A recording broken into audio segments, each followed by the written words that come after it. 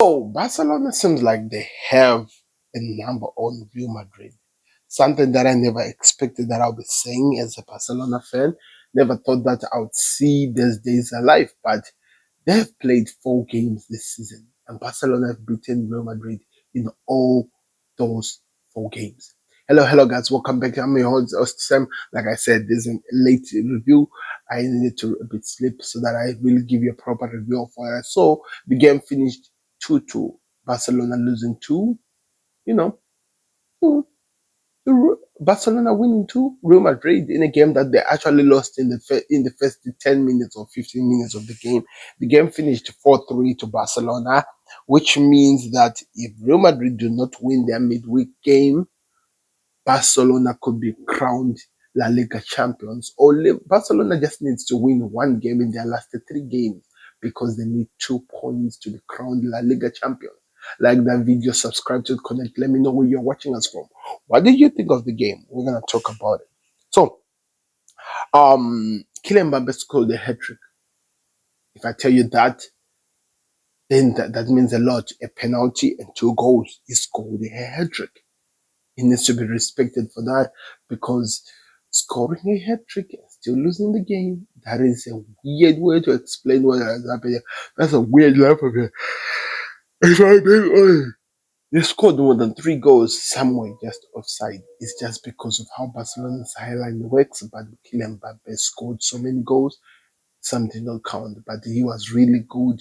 Maybe he learned from Inter in how to trap that high line of Barcelona, and I think they were exposed. One thing we can all agree upon is that Barcelona have been good, but their defense has been one of the terrible defense we have ever seen. Hence why the first goal scored 5 minutes, a penalty after they allowed Kylian Mbappe to get away, and he almost there, and the goalkeeper Chesney took him out for a penalty. It was a clear penalty. He scored that goal. I think he is now Real Madrid's trusted penalty taker. Vini, I think, is out of those job. Makes sense. Then, as it continues 14 minutes, like I said, in the first 20 minutes, Real Madrid had already won this game.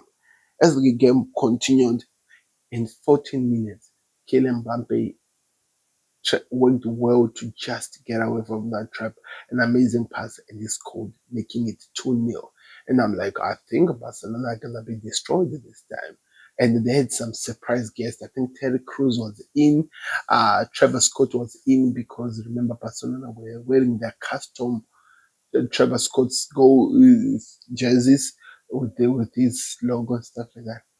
So it was something that was really an interesting thing to watch. Then 19 minutes later, the guy who was the initiator of a comeback against Inter, the guy who seems like has been pivotal in helping Barcelona in this remontada was Eric Garcia. It's funny to say that because the first one was Lamine Yamal, but this time it was Eric Garcia scored a goal to make it an amazing header from a cross to make it 2-1 in the 19th minute.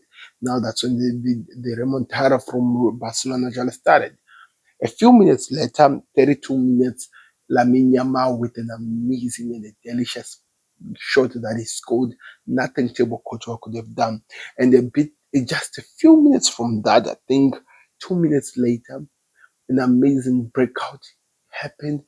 Barcelona won the ball from Real Madrid midfield, who were having problem controlling the ball, passed on to Rafinha, who had an opening, and he scored an amazing goal to make it 3-2. And then now I'm like, okay, where's this game going? Then the game continued. I think that Barcelona should have scored even more. Rafinha scored the last goal. It was an amazing cross, and he just confused the table court where he kicked the ball where he was coming from. He could not come back from that. And it was 4-2 before halftime. So we can say that at least 6 goals were scored in the first half of the El Clasico. In the second half, it was just a bit of testing each other, what happens, what could happen. But the game was really, really done by them. That's when Kylian Mbappe scored to fulfill his hat trick. But Real Madrid did not have it in them to come back. This is a history which has been made. The last time Barcelona beat Real Madrid 4 times in this particular season was in the 80s, and they have done it in 2024 season in a game which was crazy, and it has put them advantage over Real Madrid. Now they just need 2 points in their last games that are left for them to win. I think one of their games are going to be played midweek because, of course, of how things are moving, how fast things are happening. Uh, it's going to be interesting to see. Barcelona have actually won this league. Remember, they're out of the Champions League. People thought that they were going to struggle because of the way they came out of the Champions League, but they fought, they beat, and it seems like it's just in their DNA this season to just beat Real Madrid. It seems like it just happens easy. It's never really something that they're struggling to do. But also, there's something that I did notice from Barcelona. I think it's really important to talk about, and is their mentality. They never die attitude. Their strike force is just this. It's just dangerous. Ferran Torres, I might not have talked about him, but he was one of the most important players. I think the catalyst in a lot of things that happened in that game. It was very important in helping Barcelona cause what they did to get the job done, and they do deserve to win the game. They really do deserve to win the game. They do deserve to win the season because with the season that they've had, with how they've played, they are really in the right path to get something in this season. So when I hear your thoughts in the comment section, where are you watching us from? What do you think of the performance that Barcelona showed and Real Madrid's performance? What needs to change? I think Arsene Wenger said something that is really interesting that people need to take heed of, which is the reason why Carlo Ancelotti is struggling is because he has found it so difficult to put Kylian Mbappe, who has been an important player for them, to fit in with the likes of Vini Jr. and Rodrigo. And talking of Rodrigo, he never saw a minute of today's game. Brahim Diaz was playing. There's been speculation, so many rumors that he might leave. It's really becoming so much clear that he could leave. Like the video, subscribe to connect. Let me know where you're watching us from. What did you think of your classical? We'll be back on another one. Like the video, we're out. Subscribe to connect. Peace.